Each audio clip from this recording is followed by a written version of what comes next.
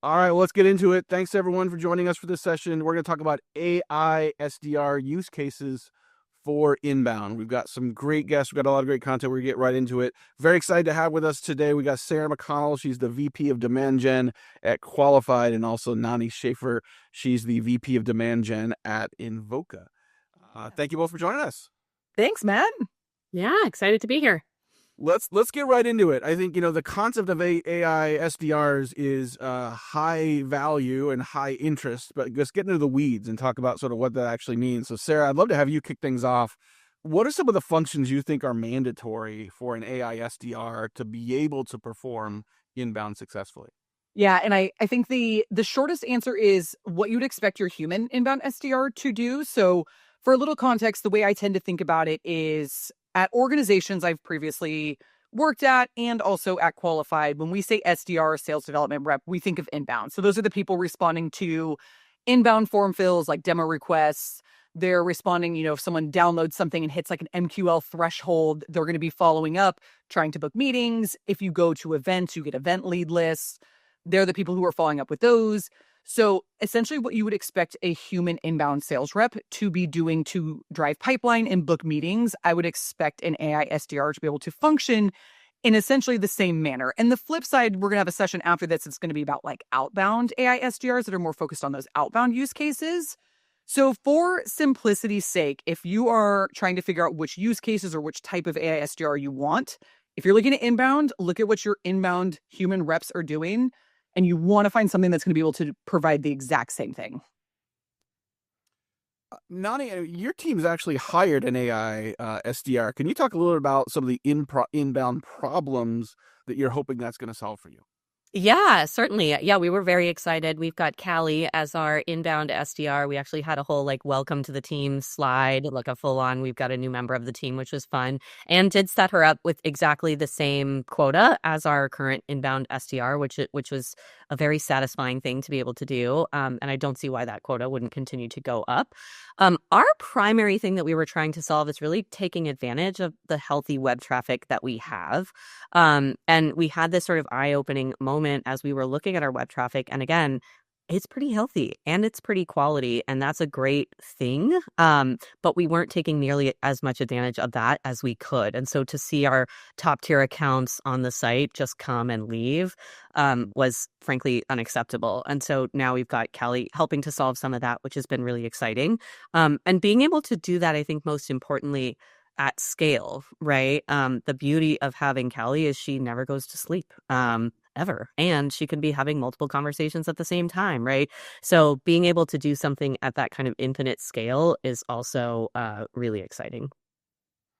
I always am fascinated by what people call their SDRs, their AI SDRs. You got Callie, Sarah, you've got Piper, which it took me, the penny finally dropped earlier this week. Piper, Pipeline, finally got it. That's impressive. But you were, in all seriousness, you were early adopters of inbound AI SDRs, and you personally oversaw the rollout of Piper internally last year. What are some of the things you've learned since then as part of that rollout that you can share to make sure other people are learning from best practices as well as maybe cautionary tales? Yeah, that's such a good question. I agree, Matt. I love hearing from our customers like what they've named their inbound SDR. Like some of them have kept Piper, obviously, and have Piper on their website, but like Invoca named her Callie. It's always so fun to hear how we're personifying them and what we've named them. But you're right. So I was obviously an early adopter. It's our product, so I always get a chance to dog food our own products first. We sell to demand gen people, so it's a really fun position for me to be in. But if I look back, it was probably early last year when we started to roll Piper out internally, and we started to figure out how is this going to work? What does onboarding look like? What is this process? The main things that I learned, and I walk away and when I talk to customers all the time, is one, you should treat onboarding pretty seriously. The first question you asked me is how should you look at use cases? I said just like a human SDR. I feel the same way about onboarding. So if you're looking at onboarding an AI SDR and you're looking at bringing them onto your team, the onboarding should feel very similar to what you would do with your normal SDR team, because you'd expect them to have the same behaviors and be operating and doing the same sort of function. So I think if this is something you were considering, think about what that current process looks like. And for most customers, that's something like giving them the content that they need, So for an AI SDR, that's, they can scan your whole website. They can understand all of your website content. You can typically upload things that are not on your website. If you have like competitive intel that wouldn't live on your website, you can always give them that information. So that's always step one with onboarding, is like, you got to train them, but then also you have to test them. So just like you would with a human SDR, and you think about, there's a shadow period where you're shadowing them, you're watching their conversations, you're seeing what that looks like. Are they saying the right things? Or are they not? You would do the same thing with an AI SDR. And that's what we did when we started to roll her out is, are you saying the right things at the right time? Are there things that you could say differently? Are you sending the right links? So first getting them content, then testing and making sure that they're saying the right things. The other piece of advice that I like to give is think about the top 15 to 20-ish questions that your team gets all the time. So for us, I went and talked to our SDRs and our AEs, and I said, hey, when you're on sales calls or when you're having conversations on the website for our inbound SDRs, what do you get asked? And a lot of them were the same, because there are typically about that 10, 15, 20 questions that come up over and over and over again. And what we did from a testing standpoint is make sure that Piper was nailing those responses every single time, because 80 to 90% of the time, that's going to be the questions that she's fielding when it comes to like website conversations and people asking questions. So before you start onboarding, try to get those into one cohesive place so you know what those questions are going to be, and you can make sure from a testing perspective that you are getting the answers that you want. And then the second part that I want to focus on here is think about the rollout process. So things that I learned is every company is going to be a little bit different in how you roll out an AI SDR. And for us with Piper, because it was early days, we did a very phased approach. And that started with something we called Project Night Owl, which is what it sounds like, is we started her after hours when, Nani talked about Callie's online 24/7. Well, obviously human reps cannot be awake all the time and online 24/7. So we rolled her out in the evenings and on weekends to test, okay, this is when we don't have reps available. Is she doing the right things? Are we getting the right answers? Making sure like everything was going smoothly. Just like if you had a human SDR, you might start them on like a ramped quota. In my mind, this was like her ramped quota. And then from there, we scaled it up a little bit more. We're like, okay, now we can do more during business hours, but maybe lower priority traffic. So traffic that's not like our ABM target accounts. And then once we hit a threshold of feeling confident there, then it was like, okay, she's good. She can take over anything that we want her to. We're going to give her, just like Callie, the same quota that our reps have and hold her accountable to those. So I guess in summary, like, make sure from an onboarding perspective, you're treating it very thoroughly like you would with a human SDR, as of what you expect from them, the content you give to them, and testing them. And then 2, think about how you're going to roll them out. Is it something you're just going to let loose on your whole website and all of your leads? Do you want to do it in more of a phased approach? There is no right or wrong answer. It kind of just depends on your business and what you're looking to achieve. One note I would add on that I really liked that you said, Sarah, was around the testing. That one of the side effects of that was unplanned but pleasant, was we had a pretty extensive internal group that was a part of that testing and of checking answers, and that ended up bringing a lot of not that there were naysayers necessarily, but it built confidence internally that she was doing a really good job. Even when there were, even in our very first tests, right, and you go through and you make them better and better and better, that built confidence internally that we felt comfortable with rolling her out in a more aggressive way than we might have otherwise. Totally. Such great advice. And I think what occurs to me is that, like, it's the same advice you would have for the humans, right? Like, Yep. the last thing you want to do with a new rep is like, here's a phone and a phone book, knock yourself out. You have to onboard them. Like, an AI is a really freaking smart empty vessel. You got to onboard that as well. And don't expect it to be right out of the gate. Onboarding and testing, such good advice.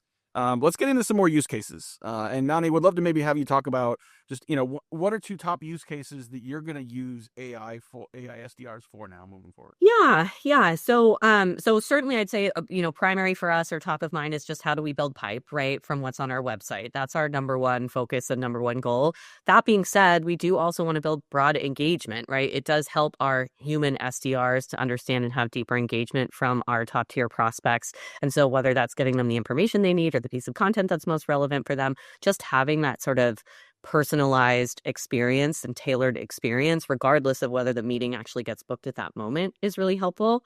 And then for me, what I think is also interesting is figuring out ways to use Callie in order to help us also with existing customers. I think there's a play there for upsell and expansion that I'm really excited about as well, knowing that she can ingest at scale information about who that customer is, what they might need, what their needs are. So I'm really excited about sort of branching into that as well, because my mind typically comes from sort of a new logo place, but expansion is a huge component of our business as well. And then the other thing, sort of unrelated to use cases, but something that keeps popping into my mind that I'm loving, is we're starting to have really interesting conversations about where that line really is. Like, there's so many things that we talk about where we're like, and then we need to pass off to the human SDR, and we're like, or do we? Like that line keeps getting further and further, right? Where it's like, actually, I think Callie could still do that, right? And that's great for our SDRs because that frees up that time so they can be doing things that truly only a human can do. So that's been really exciting too, that they don't have to do nearly as much of that sort of boring work that they might otherwise. Yeah, like 95% of the use cases I see for AI SDRs right now are on the net new side, but you referenced the land and expand side, Yeah. really use it for customer success, for expansion. That is enormous, like blue ocean opportunity for many companies that I think we're going to see more traction on that moving forward. Sarah, same question to you. You've been running Piper for a little over a year now. What's a use case or two that you found that she has been most effective at? Yeah, the obvious ones I think are Nani hit on of like being able to book pipeline at scale. So no matter the website traffic or how big the event follow-up list is, I have an infinite resource now to be able to go work those leads and make sure we're getting time on the books. So that's kind of like, to me, the table stakes. But the two I really want to touch on beyond that are, one, I mentioned events. We do a ton of events at Qualified. And so we do have a lot of leads that come from events. Typically, it's hard to get our human SDRs to work all of those leads because it is a high quantity. And sometimes the quality is in question from events, but we spend a lot of money on them. We have those leads. We want to make sure we're getting as much ROI from our spend from a marketing perspective as we can. So having that follow-up, infinite follow-up on event leads is one huge one that we've really liked. And the second one I want to call out, like Nani kind of talked about expansion. The one that doesn't get talked about frequently is the ability to like de-escalate or deflect customer support questions. So our human SDRs used to waste a lot of time with who we'd call tire kickers, or people coming into the website that either weren't interested or customers looking for like very specific things. And our SDRs would waste a lot of time on the website responding to those because we want to give a good customer experience, but they have a quota to hit and a job to do. And so that always took away from the things they wanted to be doing. And watching Piper be able to deflect those conversations and still give the customers what they're looking for, but not with, at the expense of being able to focus on another conversation that might be like a net new logo or an expansion, has been a really great use case that my human SDRs are like, oh, thank God she can do this now. And I don't have to deal with it. Yeah. Yeah, I mean, not only do you not have to triage that like finite human time, right? But now you can sort of have more. You can have Piper, you can have Piper 2, you can have Piper 3, and sort of engage more people and not just focus on those late stage buyers, but really go with those early stage evidence and need signals where you wouldn't want a rep to spend their time on it, but Piper can do it all day long and really kind of create those value deposits for someone that maybe not buy right now, but you can really start to create some relationships and sort of better that. All right, we got about 5 minutes left. We've been talking mostly words. Let's get into numbers. So do either of you have any metrics you can share that you're able to share publicly on sort of the impact that Piper and Callie have had for you?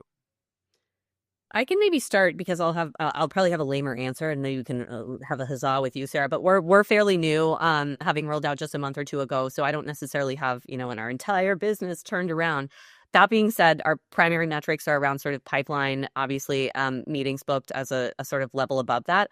I also think there are going to be things related to our overall brand, right? Like, I think that there's even a sort of brand element to this of how consistent we are in the way that we're presenting ourselves, given that now we've got literally like a single agent supporting us. And then Sarah also talked about quality. I think that will be really important for us as well, to be able to have Callie be able to sort through and understand who are the most relevant, and not having to have a human SDR have to sort of deal with that or wade through that, I think will be really critical for us as well. So that's just some of the things. And obviously marketing ROI, right? It's great. Again, Callie can be an army of SDRs, which is fantastic. Yeah, I would second if you're looking for like metrics you should be measuring an AI SDR against. Again, it not to sound like a broken record. It's like what would you hold a human rep accountable to, which is like pipeline, meetings booked rate, things like initial response time, like how quickly are we able to get back to those leads that a human SDR, if it took them 5, 10, 20 minutes, days, whatever it is, can they do that faster? Some finite numbers that I can share is before we launched Piper like full time on our website, we compared our inbound AI SDR or our inbound human SDR like meeting booked rate. So what was that conversion rate? And our humans were at about like 29% of meetings booked.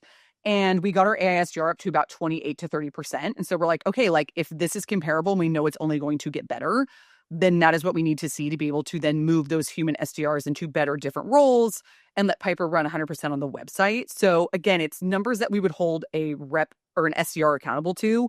We're also holding Piper accountable to. So I think that is my biggest advice when you're thinking about just metrics in general. And then obviously your pipeline goals. Are you hitting them? Because that's what I look at every single day. Like, am I pacing ahead of my pipeline goals? And right now the answer is yes. Then I'm happy. Yeah, I mean, this is a place where you should be able to apply some fairly simple napkin math. We literally have a spreadsheet with clients that we call pipeline napkin math, and it's like different stages of the pipeline, small marginal improvements that you're talking about here, like 26 to 28. Depending on the volume you're doing, if it's high enough in the funnel, that can have an enormous difference on throughput with very little, if any, marginal cost. Now we're speaking the CFO's language. All right, we are almost out of time. Real quick question for you. I would posit to say that AI SDR aren't actually for everybody. Are there situations where, Sarah, you would not recommend or that you would caution people not to use an AI SDR for? Yep. I would say if you don't have website traffic or lead volume, it's just a waste of money. So if you aren't, focus on your marketing first then. If you don't have that lead volume, you don't have that website traffic, focus on, can you put your money into like marketing efforts and campaigns to get more website traffic? So yeah, if you don't have the web traffic, it's not going to be worth the investment. Yep. Nani, what do you think? Still took the words right out of my mouth. I had it written down and everything, but yeah, low web traffic, you got to start at square one there. It's not going to be something that's bringing in net new web traffic, right? So you have to have that first. The other thing you could think about a little bit as well as a prerequisite is just making sure you really understand your lead qualification criteria, right? Being able to have what you need, have the information that you need in order to train your AI SDR, which hopefully you do if you have human SDRs as well. But again, just worth noting.